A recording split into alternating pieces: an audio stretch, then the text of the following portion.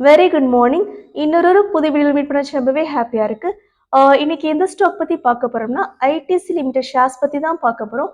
ITC limited ஷேர்ஸோட price வந்து சில தினங்களாவே வந்து கொஞ்சம் இறங்குமுகமா இருக்கு. அதுக்கு என்ன காரணம்ன்றத பார்த்துடலாம். அப்படி பார்த்துட்டோம் அப்படின்னா, இந்த ஷேர்ஸ வந்து நம்ம அதிக அளவுல வாங்கி அக்யூமுலேட் பண்ணி போர்ட்ஃபோலியோல வச்சுக்கிட்டோம் அப்படின்னா, இது வந்து ஒரு மல்டி பேக்கர் ஸ்டாக்ன்றது சந்தேகம் வேண்டாம். ஸோ மிகப்பெரிய அளவுக்கு நம்ம ப்ராஃபிட்டை எர்ன் பண்ண முடியும்.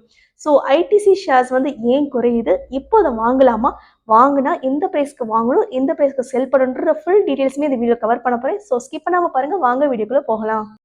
எஃப்எம்சிஜி செக்டார்ல கிங்கா இருக்கக்கூடிய ஐடிசி லிமிடெட் ஷேர்ஸோட பிரைஸ் வந்து சில தினங்களா வந்து கொஞ்சம் இறங்கிக்கிட்டே போயிட்டு இருக்கு.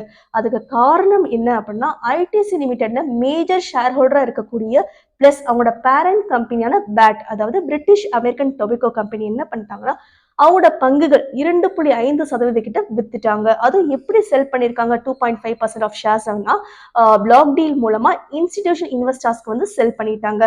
அது மட்டும் இல்ல, இந்த பிளாக் டீல் ஃபுல்லுமே டியூஸ்டே நடந்திருக்கு. பிஎஸ்சி நிலவரப்படி வந்து 413 ருபீஸ்க்கு செல் ஆயிருக்கு. பட் அன்னைக்கு நிலவரப்படி வந்து 433 கிட்ட வந்து ட்ரேடிங் நடந்துட்டு இருந்த ஸ்டாக் வந்து டிஸ்கவுண்ட்ல வந்து அவங்க 413 கிட்ட இன்ஸ்டிடியூஷன் இன்வெஸ்டர்ஸ்க்கு பிளாக் டீல் மூலமா செல் பண்ணிட்டாங்க.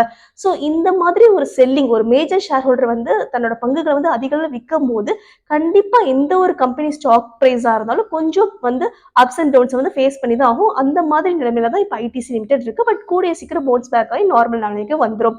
ஸோ இந்த ஐடிசி லிமிடெட் வந்து கண்டிப்பா உங்க போர்ட்ஃபோலியோல இருக்கக்கூடிய ஒரு ஸ்டாக். எதனாலன்னு சில காரணங்கள் சொல்றேன், தெரிஞ்சுக்கோங்க. அதுக்கப்புறமா எக்ஸ்பர்ட் சொல்றாங்க எந்த பிரைஸ்ல வாங்கணும், எந்த பிரைஸ்ல வந்து விற்கணும்னு, அதையும் ஷேர் பண்றேன். வாங்க அடுத்த கிளிப் பார்த்துடலாம். ஐடிசி லிமிடெட் ஷேர்ஸோட பிரைஸ் வந்து குறைஞ்ச காரணத்தினால மட்டும் எக்ஸ்பர்ட்ஸ் வந்து இதை வாங்கணும்னு ரெக்கமெண்ட் பண்ணல. அதையும் தாண்டி சில காரணங்கள் இருக்கு. ஒரே ஒரு செக்டரை மட்டும் கான்சென்ட்ரேட் பண்ணாம வெவ்வேறு செக்டர்ஸ் வந்து கான்சென்ட்ரேட் பண்றதுனால ரிஸ்க் வந்து ரொம்ப டைவர்சிஃபைடா இருக்கு, ப்ராஃபிட்டும் ரொம்ப அதிகமா இருக்கு. ஃபார் எக்ஸாம்பிள், அவங்களோட டைவர்சிஃபைட் பிசினஸ் பார்த்துடலாம். Cigarettes, FMCG, hotels, paper boards, agri பிசினஸ்னு பறந்து விரிஞ்சிருக்குது.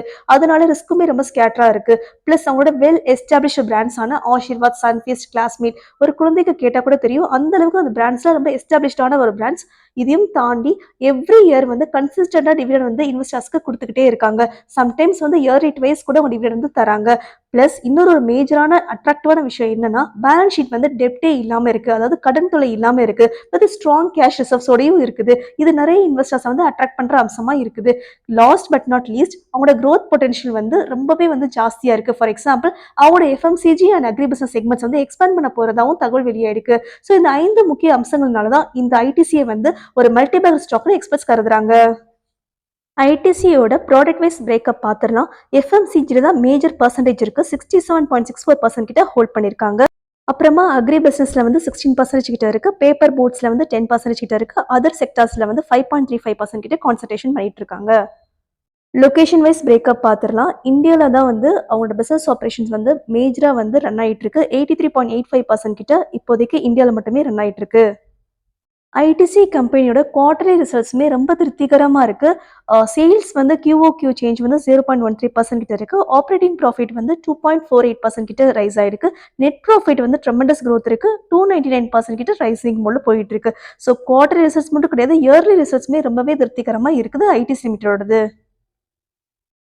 SEBI registered research analyst finance with Palak வந்து இந்த ஐடிசி லிமிட்டடை வந்து எப்படி ரேட்டிங் கொடுக்குறாங்கன்னா, நியூட்ரல் வித் பை பயாஸ்ன்னு சொல்றாங்க. அதாவது இப்போதைக்கு வந்து ஐடிசி லிமிடெட் ஷேர்ஸை வந்து நீங்க ஷார்ட் டேர்ம் ப்ராஃபிட்காக யூஸ் பண்ணிக்கலாம். ரேஞ்சு கொடுத்துருக்காங்க. பை ரேஞ்ச் வந்து 410 இருக்கும்போது நீங்க வாங்கி ஹோல்ட் பண்ணிக்கோங்க. அதை எப்போ விற்கணும்னா 450 ரீச் பண்றப்ப வித்துருங்க. ஸோ பெர் ஷேருக்கு வந்து கண்டிப்பா உங்களுக்கு 40 ருபீஸ் கிட்ட ப்ராஃபிட் கிடைக்கும். ஸோ நம்பர் ஆஃப் ஷேர்ஸ் வந்து ஹோல்ட் பண்றது அதிகமாக ஆக பிளஸ் ப்ராஃபிட்டும் உங்களுக்கு கூடிக்கிட்டே போகும். ஸோ கண்டிப்பா இந்த ரிசர்ச் அனலிஸ்ட் சொல்றபடி இந்த ரேஞ்சுக்குள்ள வாங்கி இந்த ரேஞ்சில் விற்கும் போது கண்டிப்பா உங்களால அதிக அளவில் ப்ராஃபிட் ஏர்ன் பண்ண முடியும். நம்ம வீடியோட எண்டுக்கு வந்துட்டோம். ஐடிசி லிமிடெடோட மேஜர் ஷேர் ஹோல்டரான பிரிட்டிஷ் அமெரிக்கன் டொபாக்கோ கம்பெனி வந்து அவங்களோட பங்குகளை விற்றதுக்கு அப்புறமா கொஞ்சம் பிரைஸ் மூவ்மெண்ட் வந்து ஷேக்கியா இருக்கு. ஸோ இந்த சமயத்தை யூஸ் பண்ணி கண்டிப்பா நீங்க வாங்க ட்ரை பண்ணுங்க. 410க்கு வாங்க பாருங்க, 450க்கு விற்க பாருங்க. இதுதான் வந்து அனலிஸ்ட் சொன்ன ரேஞ்ச். ஸோ இந்த ரேஞ்சுக்குள்ள நீங்க வாங்கி விற்கும் போது கண்டிப்பா உங்களால ப்ராஃபிட்டை ஏர்ன் பண்ண முடியும். இந்த வீடியோ யூஸ்ஃபுல்லாக இருந்தால் ஷேர் பண்ணுங்க, சப்ஸ்கிரைப் பண்ணுங்க, and please change it for more stock updates. Thank you so much for வாட்சிங்.